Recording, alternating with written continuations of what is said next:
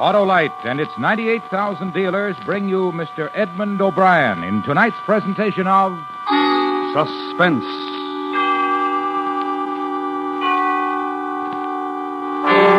Tonight, Lite presents a true story as we dramatize the diary of a man whose unfortunate task it was to set down a report on the death of his friends.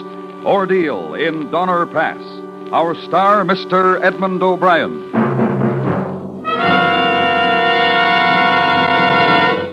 Well, Harlow, tomorrow's the day. Yes, Senator, the day when a lot of people will step on the starter and find that their batteries are as dry as a campaign speech because they forgot to keep them properly filled with water. I mean election day, Harlow. Right. The day when thousands of wise drivers will elect to get an Lite Stay Full, the battery that needs water only 3 times a year in normal car use. I'll vote for that. And that Lite Stay Full is a long time in office. Fiberglass retaining mats protect every positive plate to reduce shedding and flaking and give that conscientious candidate longer life, as proved by tests conducted according to accepted life cycle standards. So, friends, after you vote, visit your Lite battery dealer, the expert on all makes of batteries. To quickly locate him, phone Western Union by number and ask for operator 25. I'll tell you where to get an Lite Stay Full, the battery that needs water only 3 times a year in normal car use. And remember, from bumper to tail light, you're always right with Lite. And now, Lite presents Ordeal in Donner Pass, starring Mr. Edmund O'Brien, hoping once again to keep you in suspense.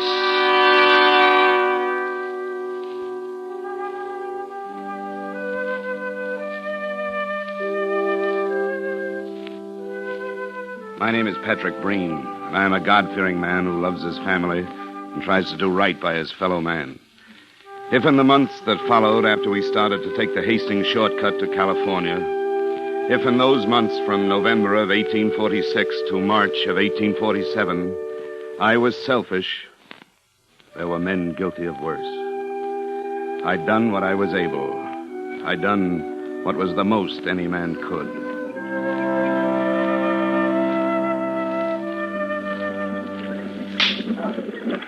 If we had have read the signs right, it wouldn't have happened, maybe.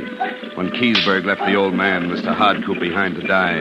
When Snyder attacked Mr. Reed, and Reed killed him and got banished from the caravan, sent out alone without wife and child. If we saw the signs of losing all those cattle in Truckee meadows, and the Indians sneaking up and killing half the rest, we would have seen the hand of nature working against us. And the crazy task of clearing a road through the Sierra Mountain wilderness by hand.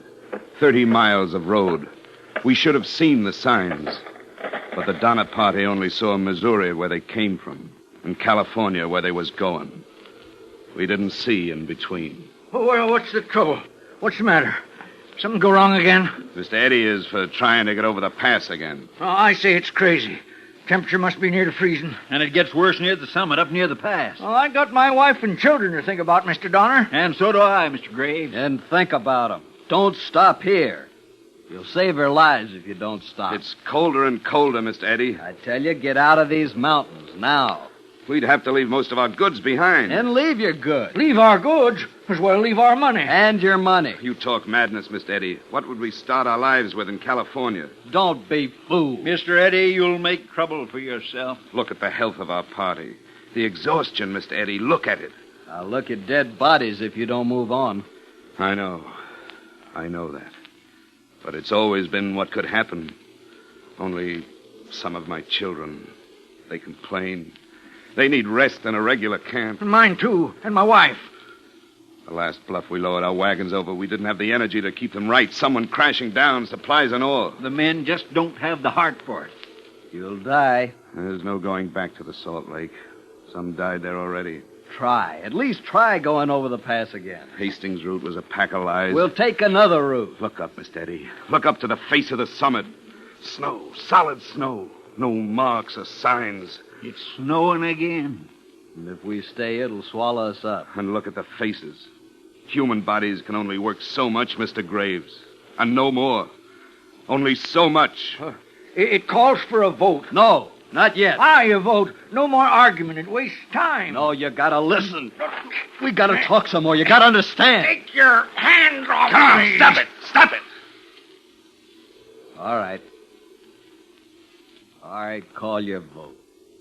Call the vote, Mr. Breen. Listen. The question is, do we go on for another try over the pass or stay? There's no going back. Mr. Donner? To stay. Mr. Graves? To stay. Mrs. Reed, with your husband gone, you have a man's vote. To stay, I suppose. I don't know. I cast no vote, Mr. Breen. Mr. Murphy? Mr. Keysburg?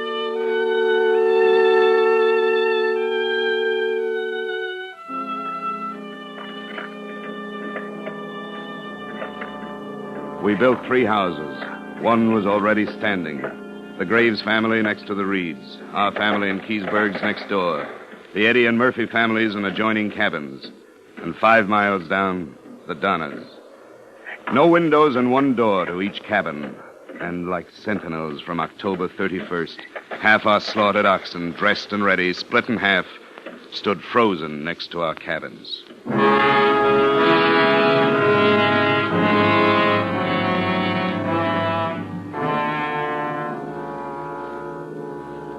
On Friday, November 20th, 1846, I began my journal. We now had killed most part of our cattle, having to stay here until next spring and live on poor beef without bread or salt. It snowed during the space of 8 days with little interruption. The remainder of time up to this day was clear and pleasant. Freezing at night, the snow had nearly gone from the valleys. Hello! My wife, my children asleep. They could not have attempted the crossing with Mr. Eddy, who started out with 22. My wife thought it better to wait. Hello! We're up! Oh, what is it? It's Mr. Eddy taking a group for another try. Oh, I wonder. It's no time for doubt. Doubt can mean terrible things. Do you think they'll make it? I've no facts to go by. Mr. Eddy's a courageous and daring man. Will they make it? It's only a feeling, and it's the only guide we have. Will they make it? I say no.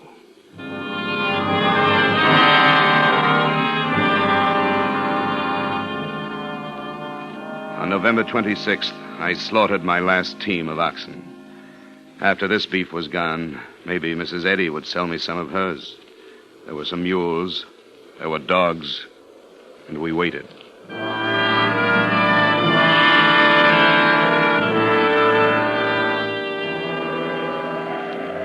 Monday, December 1st, snowing fast, wind west, snow about 4 or 5 feet deep, no drifts. Looks as likely to continue as when it commenced. No living thing without wings can get about.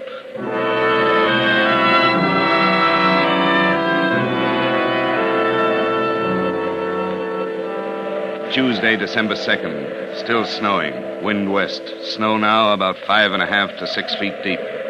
Difficult to get wood, no going from the house, completely closed in.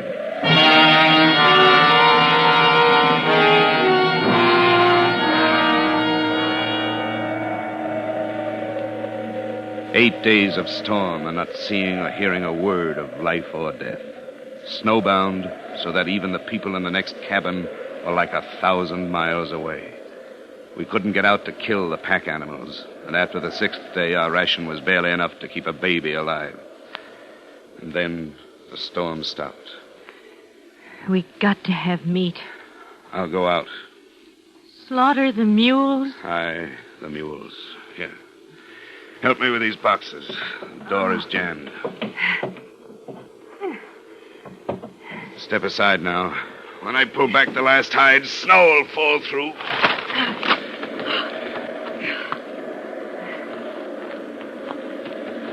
Mr. Graves? They're gone.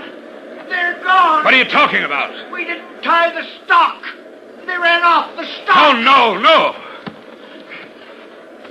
They couldn't have gone far, not in this storm. They gotta be here. Look for the tracks. Tracks would be gone, covered up. We should have tied them. Yeah, we should have tied them up. I can't dig anymore. Mr. Breen, Mr. Graves, Bayless Williams is dead. Will someone help take him from our cabin? Graves, will you help? I cannot. I gotta save my strength. I cannot. Come, Mrs. Reed. We'll give Bayless Williams the final rest, poor man.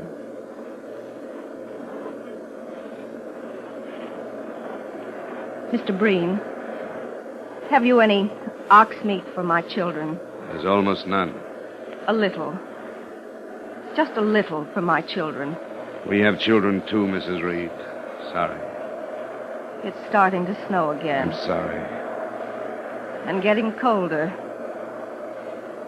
Maybe we should call him Fortunate Mr. Williams.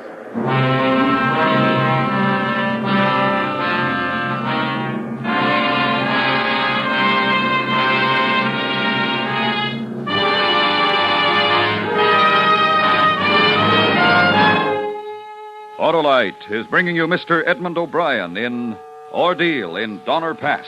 Tonight's presentation in radio's outstanding theater of thrills, Suspense.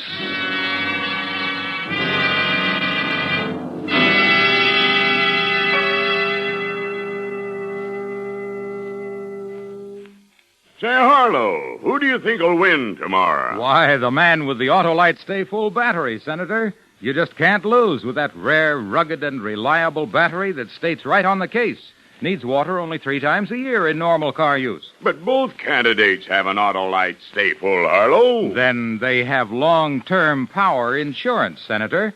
Fiberglass retaining mats protect every positive plate to reduce shedding and flaking and give that Autolite Stay Full longer life, as proved by tests conducted according to accepted life cycle standards. Yes, but who are you voting for, Harlow? Why, for my Autolite battery dealer. He's the expert on all makes of batteries. And if a replacement is needed, he'll recommend an Autolite Stay Full, the battery that needs water only 3 times a year in normal car use. To quickly locate him, phone Western Union by number and ask for Operator 25. That's right.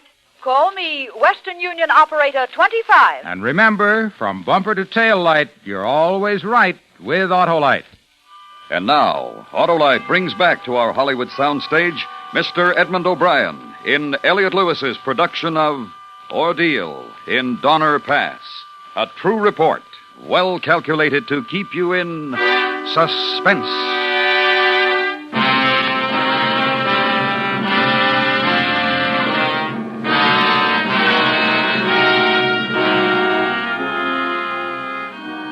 Maybe you say it was cruel of me to turn aside, Mrs. Reed. But I had 8 mouths to feed. She only had 5. Figuring life and death in numbers. What else could we do?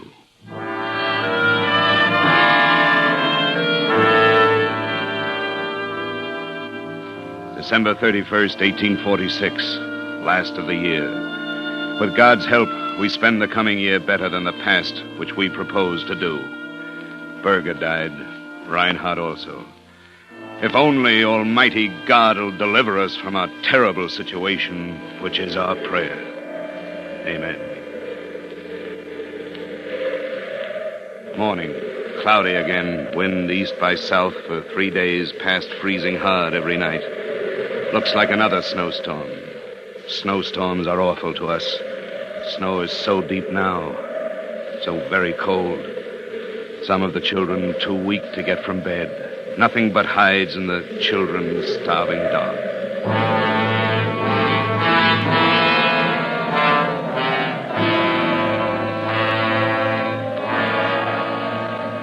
Sunday, January 3rd, 1847. Freezing at night. Wind about east. Mrs. Reed talks of crossing the mountains with one of her older children, leaving others behind. Provisions scarce. I have no right to ask you. But it's for their sake I must go. No, not alone, Mrs. Reed. With Milt. No. And Eliza and Virginia. 10 strong mountain men couldn't do it now. I must. There isn't enough for all of us. Can I leave James with you? I'm going for bread, Tommy. To get bread for you and everybody. Shh. child. What of Tom? To the Graveses. Will they take him in? I can only ask. Will you help me take him over? Hurry, hurry, Mr. Breen. For God's sake, hurry.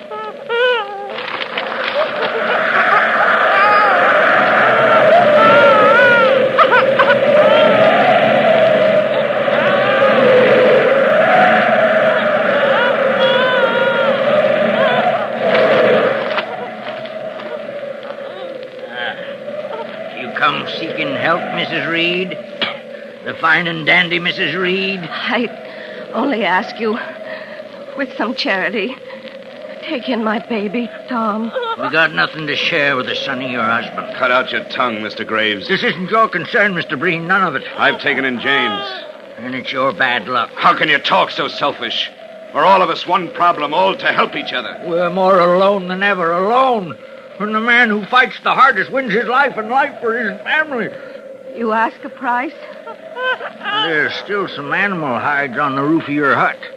I thought to share them for all the children. And let the others care for your precious baby. Mr. Breen? He can have some of them you give me. And there's silverware you brought. A foul mind and a foul body. No fouler than the stink of your own cabin and living like animals. But you become one.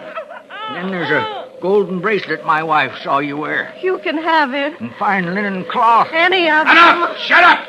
You ask for another thing and I turn my hand against you. I'll kill you if you ask for another thing. Please, Mr. Breen. I got all I want. I got all I need.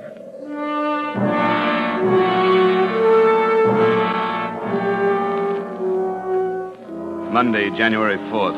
Mrs. Reed, Milt, Virginia, and Eliza started about a half hour ago with the prospect of crossing the mountain.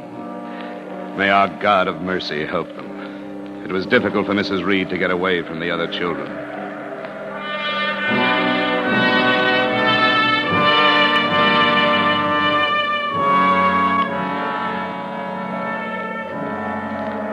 Friday, January 8th. Wind east. Froze hard last night. Very cold this morning. Mrs. Reed and company came back this morning. Could not find their way on the other side of the mountain. They have nothing but a few hides to live on.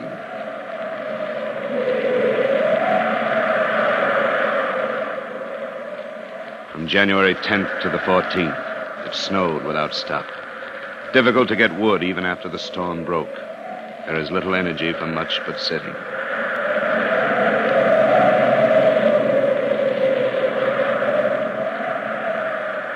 Saturday, 23rd. Blew hard and snowed all night. The worst storm we experienced this winter. The sun came out a while. No sign of any game. No birds. No Indians.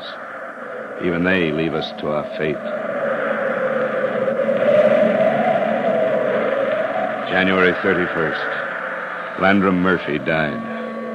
The sun don't shine out brilliant this morning, and it froze pretty hard last night.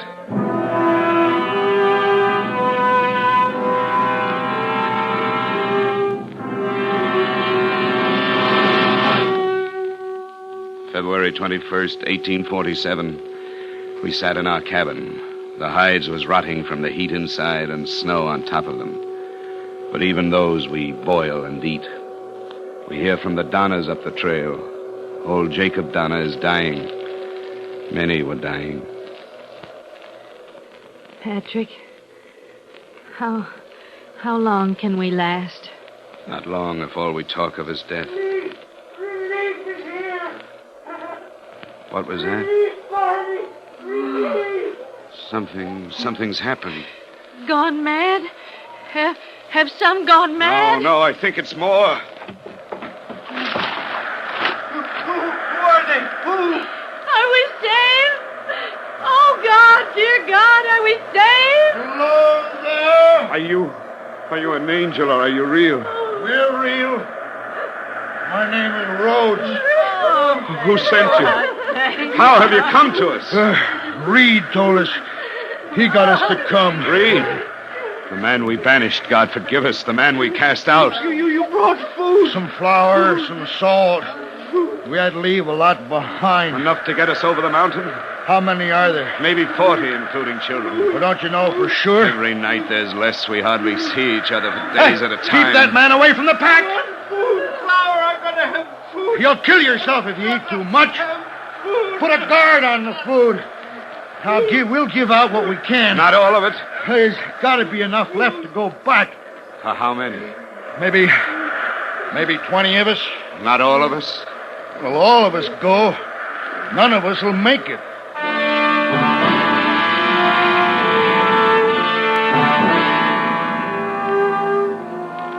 "24 went with the brave 7 men. We were left with no more food than we had when they came. And those who were left moved into only 2 cabins. We lived like animals then. We was little more.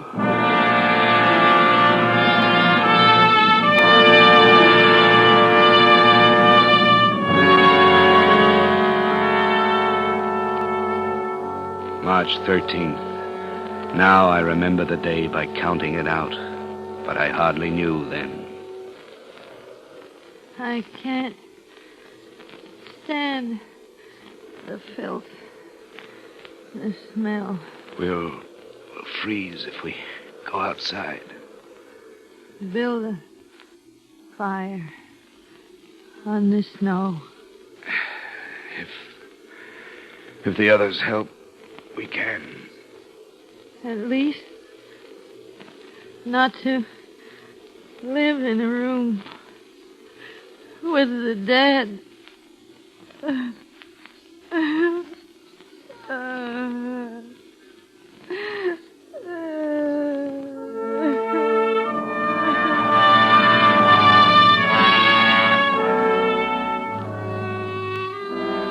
We come from built-up country and cities.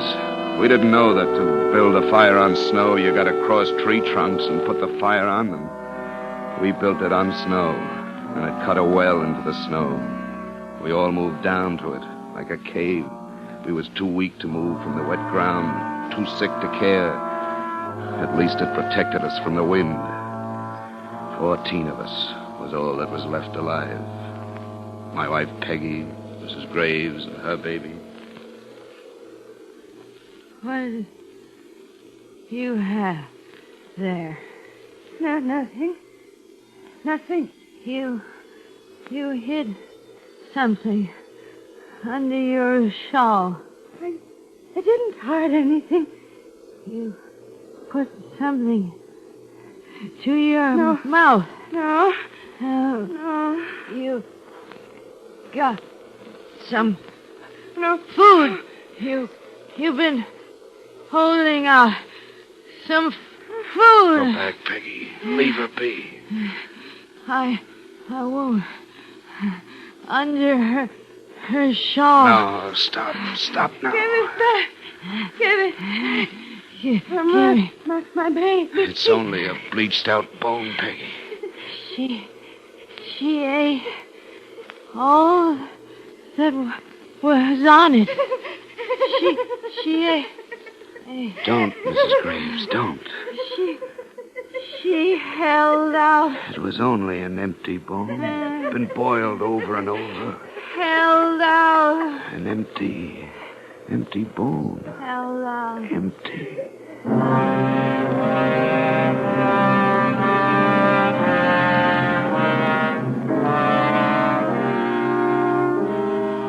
Mrs. Graves' baby died that night, and in the morning, her 5-year-old son. Life went from her altogether, and she died by the time the sky was light. We did not have energy to take them out of the pit, because we didn't have no energy to get out ourselves.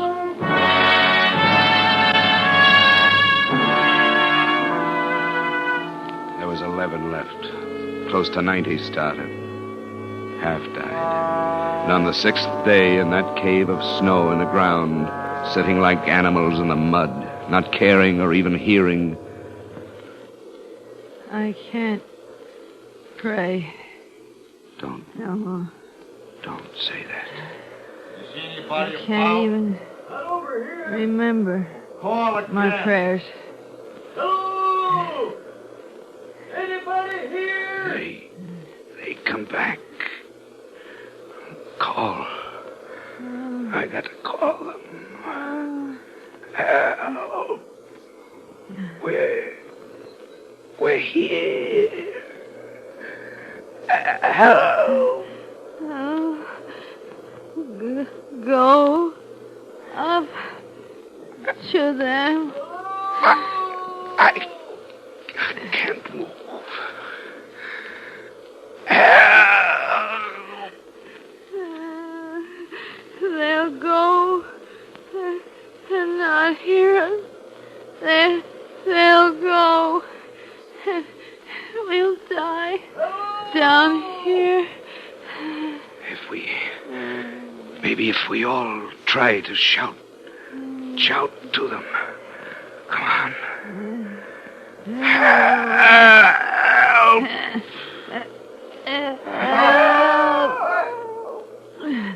Hear it? Come over there. Come on. Here. Down here in this hole. Oh, no.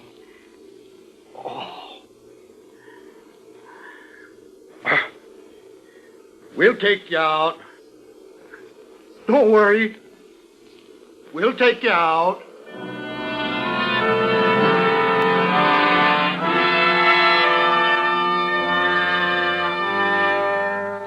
We lived in that place 5 months. We left the camp. We will never forget. Some of us was selfish.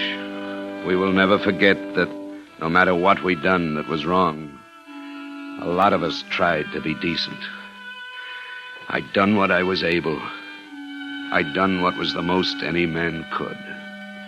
April 1847.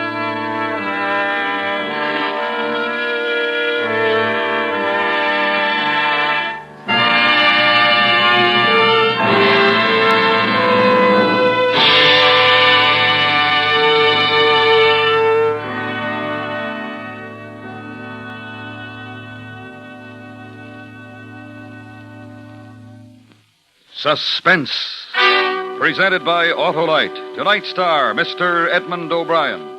Harlow Wilcox again, speaking for Autolite, the world's largest independent manufacturer of automotive electrical equipment, in 28 plants from coast to coast, where Autolite makes over 400 products for cars, trucks, tractors, planes, boats, and industry. These products include horns, bumpers, recording thermometers, and batteries such as the famous Autolite Stay Full, ignition-engineered Autolite spark plugs, both standard and resistor types, voltage regulators, wire and battery cable, Autolite Bullseye sealed beam units, and Autolite original service parts for all Autolite electrical systems. Autolite is proud to serve the greatest names in the industry. So, from bumper to tail light, you're always right with Autolite. Next week, a true story taken from Captain Walter Kerrig's Battle Report, Korea. The facts concerning the mine-clearing operations in Wonsan Harbor.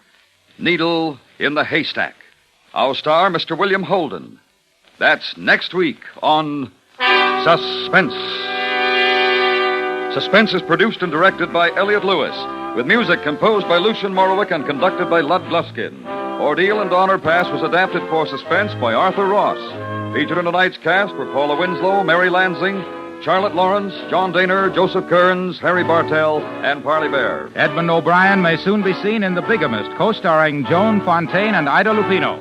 And remember next week, Mr. William Holden in Needle in the Haystack.